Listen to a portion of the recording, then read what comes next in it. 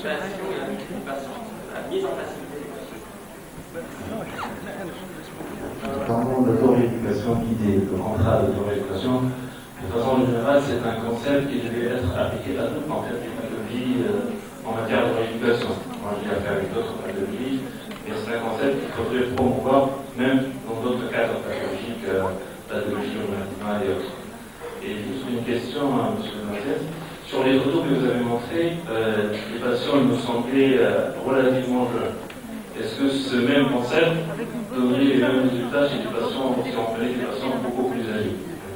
Psychologie est importante. Et c'est vrai que la motivation et du patient et du thérapeute n'est pas la même à 75 ans qu'elle le serait à 20, 30 ou 40 ans. Alors, c'est vrai que ce que j'essaie de promouvoir, cette technique de contrat d'autorééducation, s'applique typiquement à des patients, premièrement, qui ont suffisamment de capacité cognitive pour comprendre le but d'un programme et le suivre, ce qui n'est pas tous les patients. Et s'applique, c'est vrai, plus facilement chez quelqu'un qui a encore 20 ans de vie devant lui que chez quelqu'un qui est autour de 75-80 ans. Intensément, parce qu'il y a tout le contexte de à quoi bon, etc. Mais quand même, et on a des patients âgés de 70 ans qui récupèrent très rapidement. Professeur d'activité, y compris de bien vouloir reprendre à 15 heures en début d'après-midi et la dernière complication. Les troubles posturaux et de l'équilibre du patient, c'est les groupes lésés. Merci Monsieur le Président, mes chers maîtres, mes chers collègues, mesdames et messieurs. Permettez-moi de vous présenter la commission. On va rappeler rapidement les déterminants du contrôle postural. Pour avoir un contrôle postural, on a des facteurs tels que les contraintes biomécaniques, les influx sensoriels tels que la proprioception, la vision et le système vestibulaire, qui seront intégrés au niveau du système nerveux central. Et à côté de ces éléments, il y a la perception de la verticalité dans ces trois modalités, puis le processus collectif qui peut intervenir également dans le contrôle postural. Alors, quelles sont les finalités du contrôle postural? La première, c'est d'assurer l'équilibre, donc entretenir un centre de masse à l'intérieur de la surface d'appui. La deuxième finalité, c'est de fournir une base de stabiliser pour l'action, notamment du tronc et du membre supérieur. Et la troisième finalité, c'est l'élaboration des représentations spatiales avec la connaissance de la géométrie corporelle dans l'espace. Les troubles de contrôle postural ont été identifiés comme éléments clés dans le problème de transfert et de déambulation après un accident vasculaire cérébral. Cette entité est multifactorielle, avec l'intervention essentiellement de troubles moteurs, sensitifs et cognitifs. Et bien sûr, le risque ultime, c'est la chute qui est peut-être grave sur une fonction vitale, notamment chez des sujets hémiplégiques et âgés avec des tares multiples. Et dans ce cadre, les moyens de rééducation sont multiples. Le principal ou la principale chose à y insister, c'est que la prise en charge des troubles de l'équilibre après un accident vasculaire cérébral doit être précoce et intensive. Alors, l'hémiplégique va commencer par acquérir l'équilibre assis. Et la récupération de l'équilibre assis normalement stable se fait de façon rapide, mais elle peut être gênée parfois par une atteinte cérébrale bilatérale, par une atteinte cérébelleuse, qui peut être très gênante, par un déficit moteur important, ainsi que des troubles de la proprioception du tronc, des lésions de grande taille avec une atteinte donc, et des lésions tissulaires importantes vont entraver la récupération de l'équilibre assis, ainsi que les troubles de la condition spatiale, notamment l'héminégligence. Alors la rééducation de l'équilibre assis se base avant tout et classiquement sur la technique de Bobat, avec la correction de position, les transferts d'appui. Et à côté de cette technique, il existe les autres techniques, notamment les nouvelles techniques, telles que l'entraînement spécifique de la tâche posturale assise avec la tâche le fait de faire réaliser des exercices de répétition de tâches assis debout, le fait de réaliser des tâches d'atteindre une cible à des distances variables ou l'exploration spatiale. Le travail spécifique de transfert assis debout avec feedback visuel également est mis en œuvre pour entretenir l'équilibre assis, ainsi que le renforcement du membre inférieur hémiplégique qui a montré une corrélation avec la qualité de l'équilibre en position assise. Pour l'équilibre debout, le travail de renforcement musculaire et du tronc et des membres inférieurs reste d'actualité très importante. Et dans ce cadre, il faut savoir identifier et traiter les troubles spastiques et neuro-orthopédiques, notamment le pied spastique de l'hémiplégique ou une rétraction du triceps sural. Les techniques de rééducation classique qui dérivent toujours de la technique sensorimotrice de Bobat gardent une place privilégiée, notamment avec des exercices de contrôle du tronc.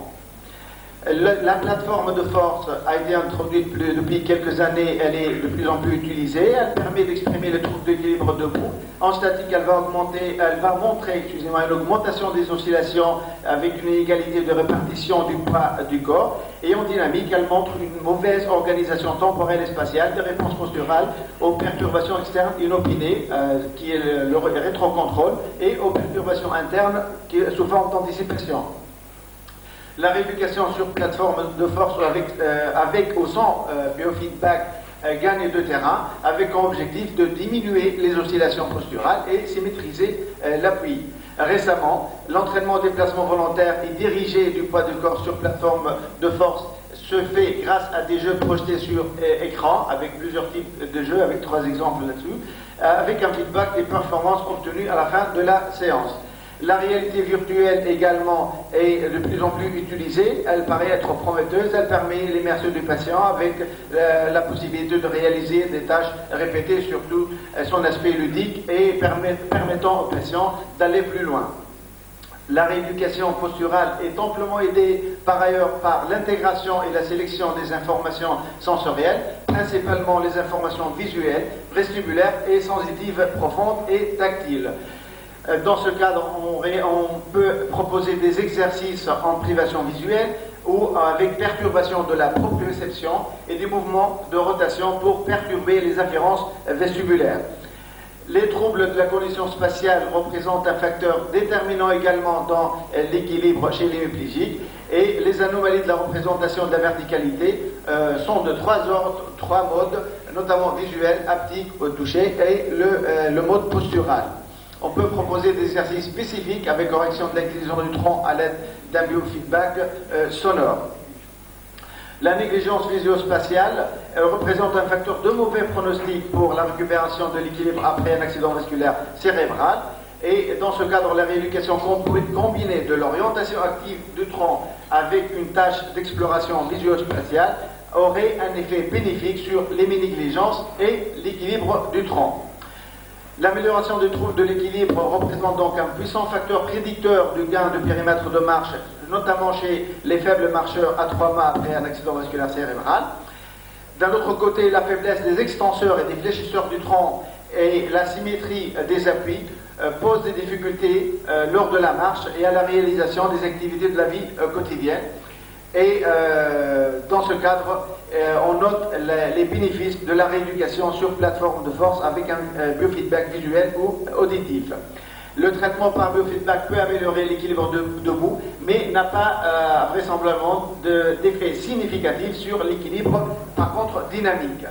Un autre moyen qui est en train d'être introduit dans la rééducation de l'équilibre du patient hémiplégique, c'est la vibration corporelle globale, qui est un traitement prometteur qui pourrait améliorer donc la proprioception des patients hémiplégiques. Dans la littérature, il existe une variation importante concernant le dosage, le type d'intervention évaluée, l'ancienneté de l'accident vasculaire cérébral, la durée du programme et du suivi. Il existe quand même une évidence sur l'intérêt de l'entraînement individuel d'équilibre à la phase aiguë et de l'entraînement individuel ou en groupe dans les phases subaiguës et chroniques de l'hémiplégie. L'équilibre représente un élément important chez l'hémiplégique, notamment les personnes âgées, et paraît avoir une valeur pronostique. Mais les thérapeutiques qui visent à corriger ces troubles n'auraient pas un effet statistiquement significatif sur le pronostic global des patients hémiplégiques. Il existe donc, comme je l'ai dit par ailleurs, plusieurs types d'approches thérapeutiques évaluées, le biofeedback visuel, les méthodes basées sur les tâches spécifiques, l'entraînement sur plateforme et les exercices additionnels de renforcement musculaire et d'entraînement cyclique. Globalement, les approches sont différentes et dépendent du traitement additionnel et d'une variété importante d'outils utilisés. Et cette approche a été examinée chez les patients hémiplégiques durant les différentes phases de rééducation. La majorité des études a démontré les bénéfices de la rééducation sur l'équilibre, mais on note quand même l'hétérogénéité des interventions et des mesures de résultats qui ne permettent pas de faire de conclusions définitives concernant l'effet de cette rééducation de l'équilibre après l'accident vasculaire cérébral. Un des principes généraux de la rééducation de l'équilibre reste à identifier les patients à risque de chute, qui présentent surtout des troubles cognitifs, attentionnels et gnosiques. L'identification des besoins en aide technique et en aide humaine appropriée est nécessaire. Par ailleurs, on focalise surtout sur les patients d'âge supérieur à 65 ans qui vont avoir minimum un épisode de chute et ce risque de chute est aggravé par un antécédent d'un accident vasculaire cérébral. À titre d'exemple, les patients hospitalisés pour rééducation ont une incidence de chute comprise entre 25 et 39%. En conclusion, les troubles d'équilibre chez les hémiplégiques vasculaires représentent une entité complexe et multifactorielle. La rééducation posturale est en pleine évolution avec de nouvelles pistes, notamment la rééducation du trouble de la cognition spatiale et de l'intégration des informations sensorielles. Il y a un niveau quand même d'évidence élevé concernant l'effet de la rééducation de l'équilibre après un accident vasculaire cérébral qui améliorerait le résultat fonctionnel, quoique certaines approches thérapeutiques soient plus efficaces que d'autres. Merci pour votre attention.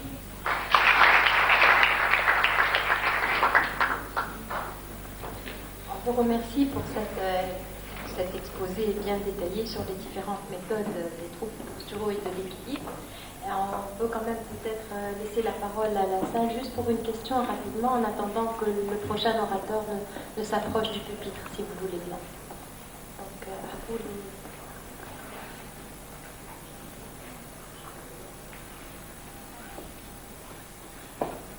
Non, pas de remarques sur Michel, non plus. C'est vrai qu'en pratique, cette approche est très importante et va vraiment conditionner la qualité de la marche, effectivement, et de la reprise d'autonomie, en plus des autres facteurs que nous avons déjà étudiés ce matin. Donc, on vous remercie pour cet exposé très bien illustré. On va passer la parole donc au professeur Sonia Lebli, qui va donc, et on va débuter un petit peu la séance de l'après-midi réellement, présenter une proposition de stratégie de traitement de la spasticité chez l'hémiplégique, en précisant chaque fois peut-être un petit peu plus notre expérience tunisienne et ce qui a pu être développé jusqu'à présent. À vous la parole.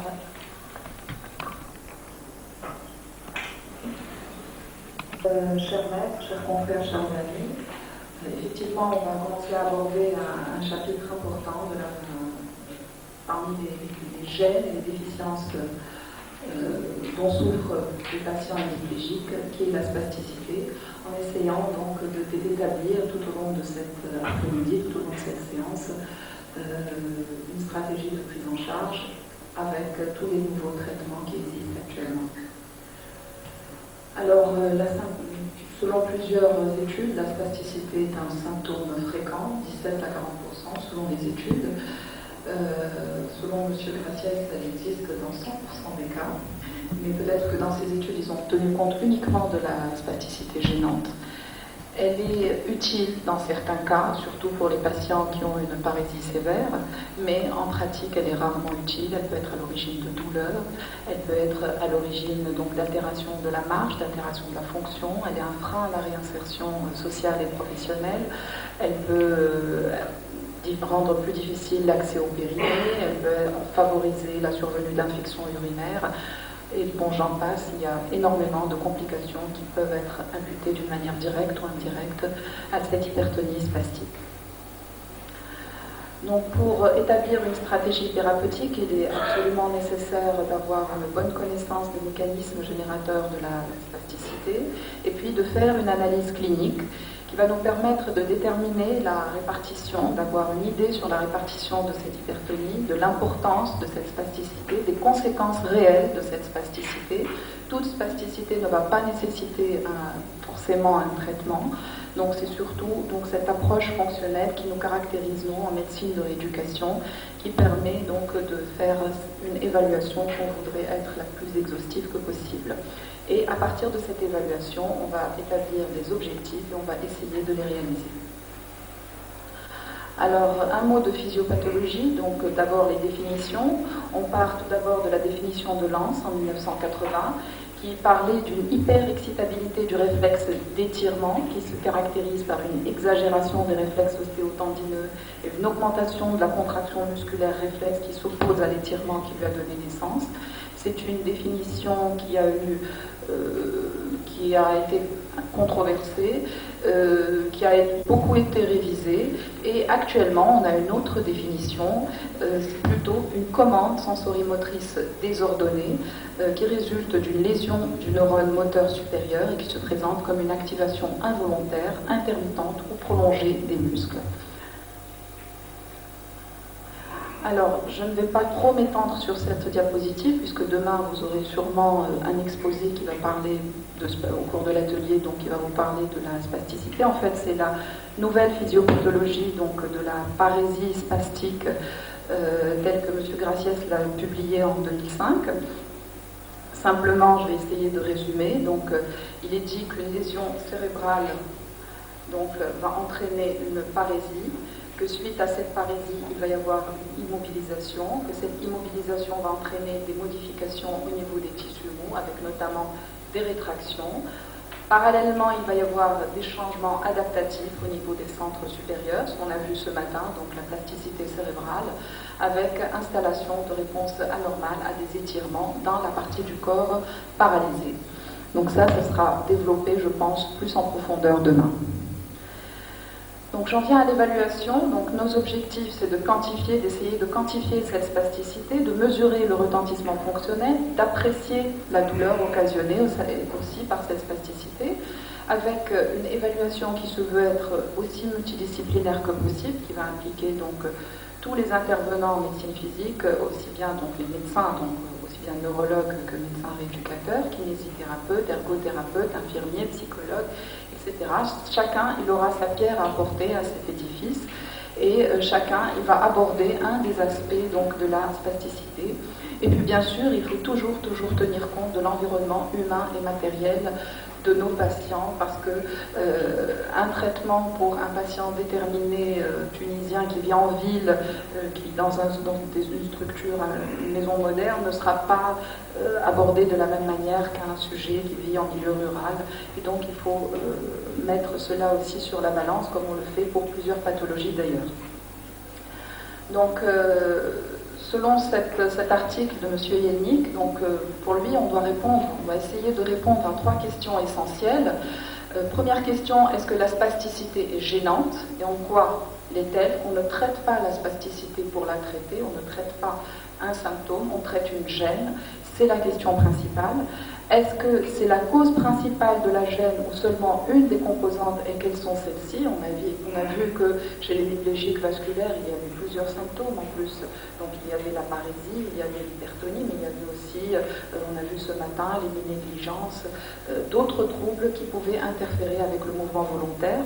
Et de cette réponse va dépendre les choix thérapeutiques. La spasticité est-elle localisée? Troisième question. Ou bien est-elle largement diffuse? Et de là aussi vont dépendre les choix thérapeutiques. Alors, l'évaluation, selon une récente revue de la littérature qui a porté sur 54 études, les échelles les plus utilisées en pratique pour mesurer l'hypertonie sont l'échelle d'Ashworth et Ashworth modifiée. Donc, je pense que c'est parce que ce sont des échelles qui sont d'utilisation facile, peut-être pour un problème de reproductibilité. Pour la mesure du retentissement fonctionnel, la mesure d'indépendance fonctionnelle, qui est une échelle qui n'est pas spécifique vraiment de l'hémiplégie, l'indice de Bartel, la Ferd-Meyer Scale, qui est une échelle quand même assez compliquée à faire passer, et la Disability Assessment Scale. Et pour la douleur, l'EVA et l'échelle numérique. Alors, il y a actuellement, donc depuis quelques années, et sur plusieurs publications plus récentes, il y a une nouvelle approche de l'évaluation, qui est une évaluation qui est inspirée de l'échelle de Heldet-Tardieu, qui se fait en plusieurs étapes, je l'ai vu pratiquer.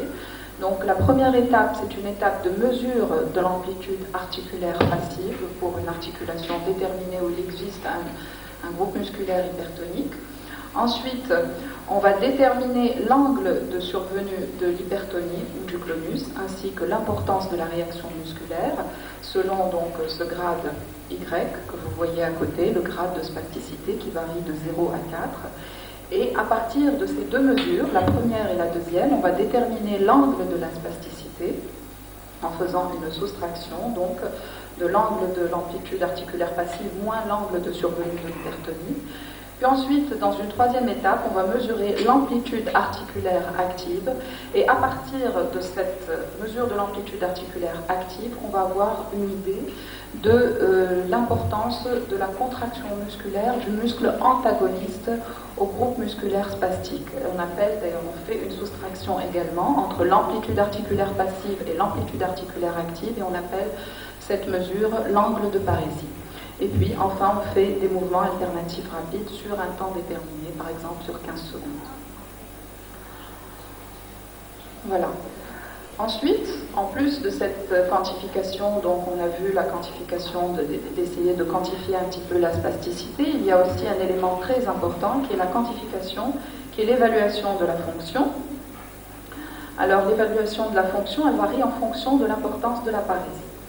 Alors, pour une parésie sévère, on a dit au début de cet exposé, la spasticité peut être utile. Et il y a certaines échelles qui sont préférentiellement utilisées, telles que la Disability Assessment Scale. Pour une parésie modérée, ces échelles ne sont pas vraiment très sensibles et il vaut mieux à ce moment-là peut-être utiliser pour le membre supérieur l'échelle modifiée de Frenchay et pour le membre inférieur différents tests de marche tels que la marche sur 10 mètres ou le test de marche sur 1 minute ou sur 2 minutes. Ça permet de mieux évaluer un petit peu le retentissement fonctionnel de la spasticité. Voilà. Alors, bien sûr, il ne faut pas oublier de rechercher une épine irritative, telle qu'une infection urinaire, ça peut être une escarre, ça peut être un ongle incarné, ça peut être un fécalome, ça peut être une lithiase.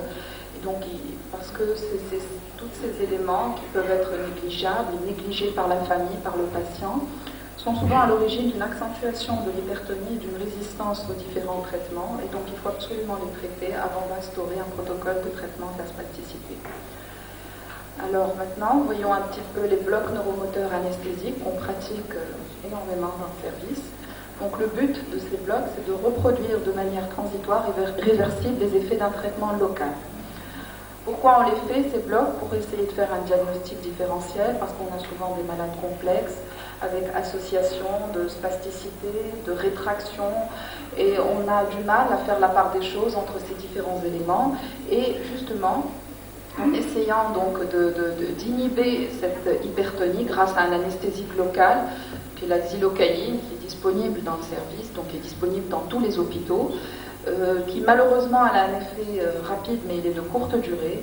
Mais néanmoins, donc on va avoir cet effet-là et on va essayer de voir si un traitement de la spasticité pourrait être bénéfique ou pas.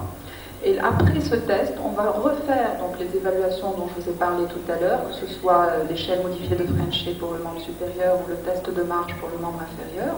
Et puis on va beaucoup aussi tenir compte de la vie du patient, de sa satisfaction personnelle suite à ce bloc, pour décider de l'utilité ou pas de pratiquer un traitement de la spasticité. Alors maintenant, voyons un petit peu les traitements. Alors les traitements, il y a énormément de traitements. Il y a eu, vous avez vu ce matin, M. Graciès vous a montré une liste de 27 médicaments de traitements pharmacologiques par voie orale. Il y a aussi le baclofène intratécal, il y a les traitements locaux par neurolyse chimique avec alcool ou phénol. Il y a les blocs neuromusculaires par toxine botulique, vous les verrez donc, tout au long de cet après-midi. Il y a le traitement chirurgical également, par neurectomie partielle, il y a la chirurgie orthopédique et puis bien sûr il y a la rééducation. Alors les traitements pharmacologiques, en tête de file on a le baclofène qui est le seul traitement qui est disponible en Tunisie, qui est encore largement utilisé pour différentes pathologies associées à la spasticité. Il a une action GABAergique inhibitrice qui est principalement donc se fait au niveau médulaire. Les différentes études ont été faites surtout au niveau de la sclérose en plaques ou pour les lésions médulaires. Il y a seulement eu 3 études donc, chez les hémiplégiques. Et donc il s'est avéré que c'est un traitement qui est peu efficace avec beaucoup d'effets secondaires.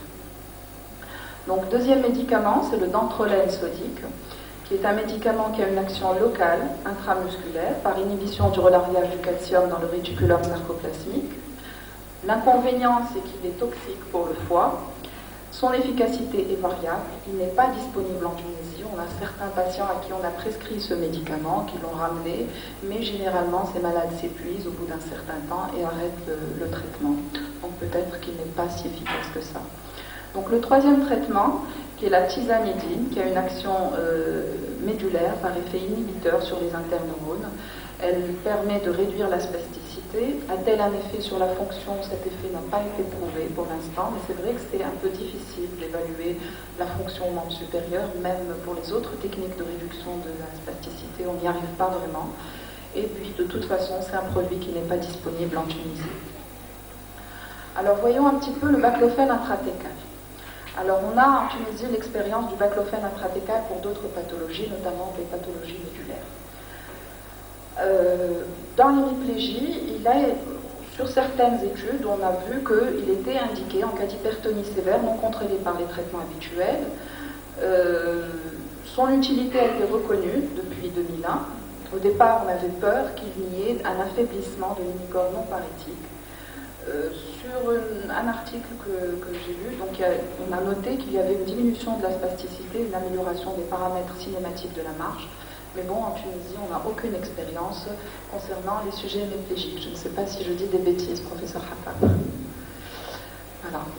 On en vient aux traitements locaux par alcool ou phénol. Ce sont des traitements qu'on utilisait dans le temps en Tunisie, qu'on utilisait beaucoup chez l'IMC, peut-être aussi chez les hémiplégiques, je ne sais pas. Ils induisent une neurolyse par démyélinisation. On les utilise préférentiellement sur les nerfs moteurs purs, car sur des nerfs sensitifs, ils vont entraîner des dysesthésies, ils vont être assez gênantes. Donc ça ne coûte pas cher, ça coûte beaucoup moins cher que la toxine en tout cas. Généralement, les patients ont une évaluation préalable par bloc anesthésique. Mais bon, actuellement, est-ce que ce serait utile de les réintroduire en Tunisie? Est-ce que ça risque de poser un problème éthique? Je ne sais pas. Donc maintenant, le traitement local par bloc neuromusculaire avec la toxine botulique. Je ne vais pas beaucoup m'étendre sur le sujet parce que ça va être abordé par les 2 orateurs qui vont venir après moi. Donc en tout cas, l'efficacité est prouvée sur la réduction locale de la spasticité après injection intramusculaire. Actuellement, et selon les recommandations de l'AFSAPS, c'est un traitement qui peut être utilisé en première intention lorsque l'objectif est focal ou multifocal. Et donc les résultats, c'est vraiment l'amélioration des soins de nursing, de toilette, d'habillage avec un niveau de preuve 1 au membre supérieur et au membre inférieur, une amélioration de la motricité active au membre inférieur et de la marche, niveau de preuve 2, amélioration de la motricité active au membre supérieur, et puis on n'a pas noté sur les différentes études, on n'a pas réussi vraiment à mettre en évidence une modification notable sur la fonction active du membre supérieur, mais je pense que ça tient de la complexité de la fonction active du membre supérieur et peut-être des échelles à utiliser pour mettre en évidence cette fonction active. En Tunisie, on a l'AMM uniquement pour le pied 15 spastique. Qu'en est-il du membre supérieur? Donc peut-être qu'il faudrait rediscuter avec la CNAM par rapport à ces données-là. Alors l'énorectomie partielle consiste à réséquer partiellement un nerf moteur du muscle hyperactif, ce qui entraîne une paralysie partielle du muscle spastique avec une rééquilibration agoniste-antagoniste. Au membre inférieur, c'est essentiellement le nerf tibial et le nerf obturateur, et au membre supérieur, le muscle cutané, le médian et le cubital. Et on les fait en Tunisie, on a cette expérience pour certains patients. Alors la chirurgie orthopédique, c'est vraiment la chirurgie des complications, un petit peu des complications articulaires, des complications secondaires, donc de cette spasticité, de ces rétractions qui durent, qui s'installent, qui entraînent des déformations irréductibles qu'on n'arrive pas à vaincre par la rééducation, par les traitements locaux. Et donc on va faire des allongements tendineux, on va faire des pénotomies, on va faire des transferts tendineux et parfois même une chirurgie osseuse, des arthrodèses, etc. Donc la rééducation, bien sûr la rééducation est incontournable, quel que soit le traitement. Il s'agit de lutter depuis le premier jour de l'installation de l'hémiplégie contre les déformations neuro-orthopédiques par des postures, des étirements, on l'a vu ce matin. On peut s'aider d'orthèses, de postures. Alors la stimulation électrique a montré son efficacité dans la réduction de la spasticité sur les muscles antagonistes aux muscles stimulés. Et puis il y a un intérêt à faire actuellement, donc de plus en plus, un intérêt à faire une auto-rééducation avec des auto-étirements, un auto-renforcement par des mouvements alternatifs rapides au maximum d'amplitude articulaire. Et c'est ce que vous avez vu ce matin, donc en détail. Et je pense que cette nouvelle technique, nouvelle pour nous, cette technique de rééducation, pourrait vraiment se prêter à notre environnement tunisien, environnement où on n'a pas forcément des structures de rééducation proches du domicile des patients, où on a par contre beaucoup d'aidants, donc la famille, beaucoup plus qu'en Europe en tout cas, qui peuvent aider à faire ces auto-étirements et à stimuler le patient. Et si on revoit, donc même au niveau des structures publiques et même privées, donc de revoir un petit peu le patient tous les 15 jours pour essayer de lui inculquer ces exercices et qu'il les fasse seul à domicile, de faire un contrat. On commence à le faire dans le service, je n'ai pas de chiffres à présenter parce que c'est des balbutiements, mais les malades, ils s'accrochent parce qu'ils voient une lueur, ils voient que ça commence à donner des résultats. Ce sont des malades qui sont suivis depuis 5 ans, parfois 10 ans, qui sont vraiment, entre guillemets, chroniques, qui n'ont pas, après la première période d'amélioration, ils ne se sont pas encore plus améliorés. Et juste par ces exercices, cette auto-rééducation, ils commencent à s'assouplir et ils commencent à récupérer une fonction, ils commencent à augmenter leur périmètre de marche. Et j'espère, donc on n'a pas encore d'effet sur la préhension, mais j'espère que ça va venir. Donc si on voit un petit peu les recommandations de l'ARSAPS, et on pourrait s'en inspirer, donc le traitement médicamenteux ne peut pas être envisagé en dehors des autres modalités thérapeutiques, et là je parle en particulier de la rééducation. La kinésithérapie est le traitement de base, elle permet d'éviter les rétractions musculaires et d'atténuer la spasticité au long cours. Les traitements médicamenteux ne doivent s'envisager que dès que la spasticité est reconnue, gênante sans attendre une éventuelle stabilité, c'est-à-dire qu'on ne va pas attendre 1 an ou 2 ans pour commencer à traiter une hypertonie. Après avoir éliminé une cause nociceptive aggravante, donc les fameuses épines irritatives, après avoir fixé des objectifs précis avec le patient et sa famille, parce qu'il y a toujours une dualité, le patient il s'attend parfois à une récupération ad intégram, un coup de baguette magique, il faut absolument demander au patient quelles sont ses attentes, et en retour lui dire qu'est-ce qu'on est capable de lui offrir. Et là, le patient forcément il ne sera pas déçu. Selon le caractère diffus ou localisé, bien sûr, en privilégiant l'approche focale et éventuellement en faisant des blocs moteurs test. Alors, l'immobilisation transitoire dans les attelles de posture est parfois utile après traitement focal sous surveillance attentive, notamment cutanée. Oui, ça c'est le cas pas seulement donc, dans la parésie spastique, donc dans l'hémiplégie vasculaire, c'est valable aussi pour les IMC, chez qui on va faire donc un geste local sur la spasticité, puis on va faire par exemple des plâtres successifs pour récupérer sur un équin du pied. Et puis, l'inefficacité d'un traitement bien conduit doit faire envisager des approches chirurgicales. Et là, donc, sur ce diagramme, donc, vous avez des recommandations, des principes généraux, donc, des recommandations pour les accidents vasculaires cérébraux, récents ou anciens. Voilà. Donc, pour conclure, la spasticité a un retentissement péjoratif sur la motricité et l'appareil locomoteur. Elle est, dans la plupart du temps, gênant. Elle peut être parfois utile, surtout dans les formes donc, où le déficit moteur est très important. Il faut en tout cas faire une analyse minutieuse qui tient compte du contexte étiologique. Il faut faire une évaluation clinique rigoureuse. Il faut établir des objectifs personnalisés. Il faut traiter une éventuelle cause aggravante. Pour ensuite mettre en place un traitement médicamenteux local de moins en moins général, je pense. Il ne faut pas oublier la rééducation, l'appareillage et puis la chirurgie.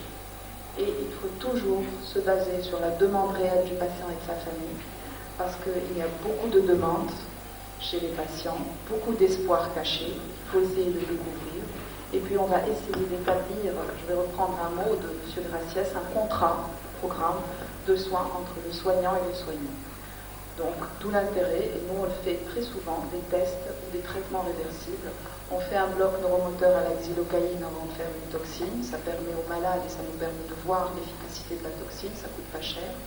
Et on fait parfois une toxine avant de faire éventuellement un traitement chirurgical plus radical. Voilà, merci. Adapté à nos conditions. Je voudrais passer la parole à Dr Hamid qui est... Non? Parce qu'il y a dans la salle, oui? Moi, je voudrais poser deux questions. Cette substance sur le marché, est-ce que vous avez pu la voir un jour? Donc, c'était le problème, c'est qu'on n'a pas eu d'alcool. Et deuxièmement, par rapport aux malades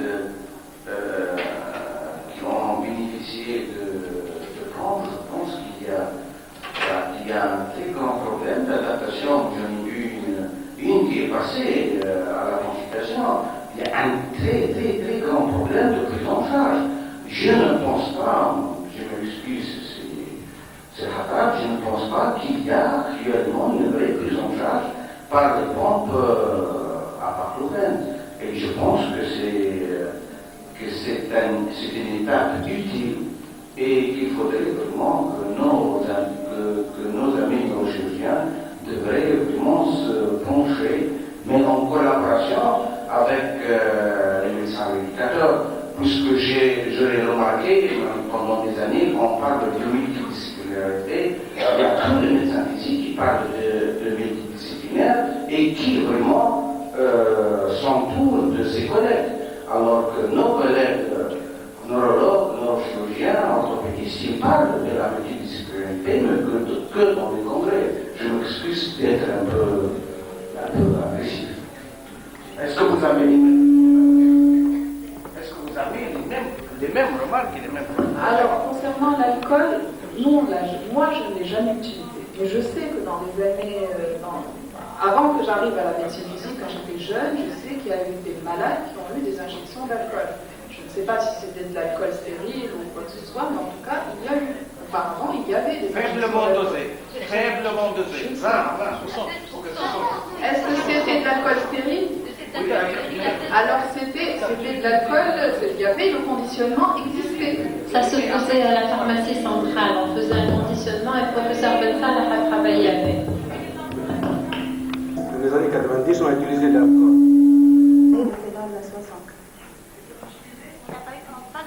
Pas encore.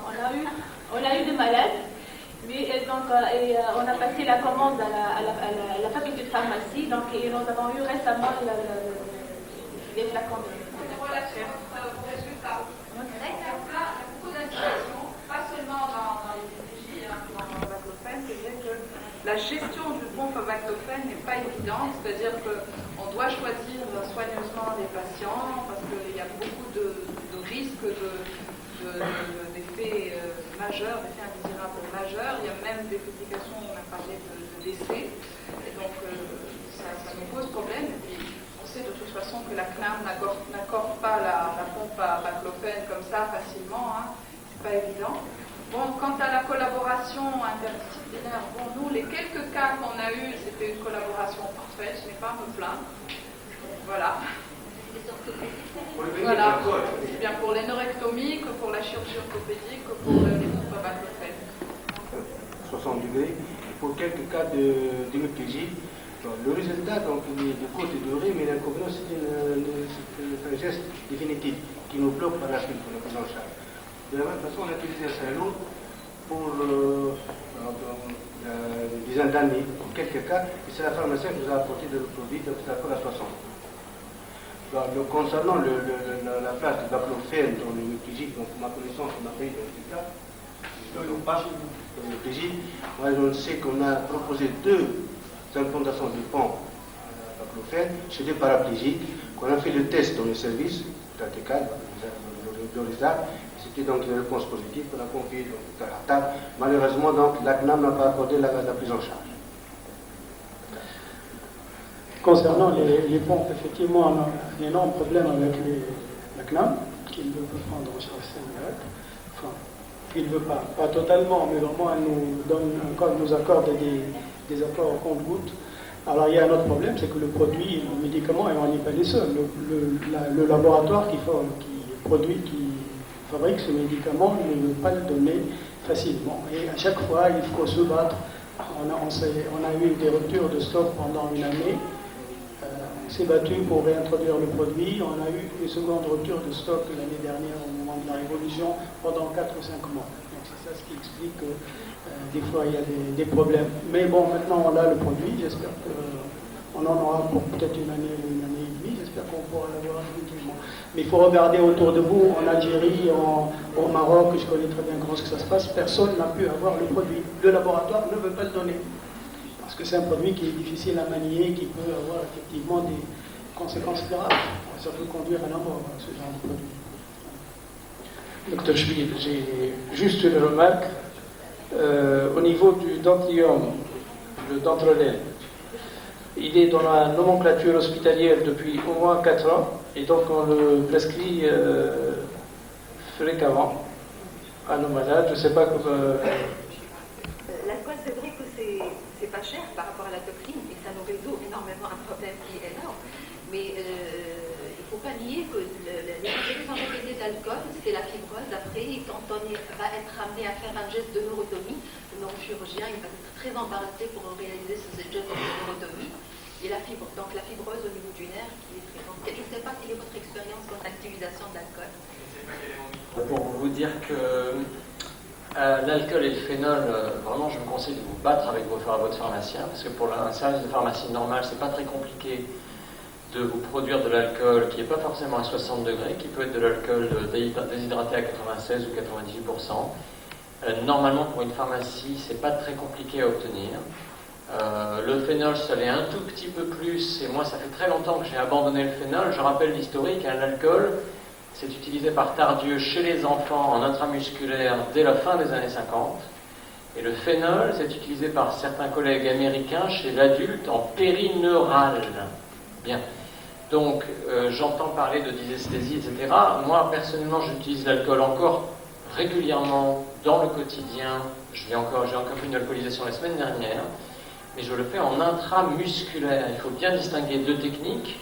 Il y a l'injection au point moteur décrite par Tardieu longuement dans tous les papiers qu'il a fait dans les années 60, qui est une technique non pas parfaite, parce qu'effectivement elle crée de la fibrose, mais très bonne, et qui soulage beaucoup de gens, à prix beaucoup plus modique évidemment que la toxine botulique, à peu près 100 fois moins cher. Et si on fait cette injection d'alcool intramusculaire, juste précédée par un peu de xylocaïne, c'est absolument indolore pour le patient. Donc c'est vraiment un traitement très utile, très simple à mettre en place, pas plus compliqué qu'une injection de toxine botulique, avec la même technique, en intramusculaire. Bien. Maintenant, à côté de ça, et dans un nombre beaucoup plus petit de cas, il y a les injections périneurales, qui là, effectivement, sont plus précises en termes de ciblage, qui là, effectivement, on présente un risque de dysesthésie ou de troubles sensitifs. J'utilise très très peu ces injections-là, ou alors chez des patients extrêmement graves, des gros tétraplégiques avec des énormes spasticités, des hyperactivités, des grosses scléroses en plaques très évoluées. Mais c'est rare.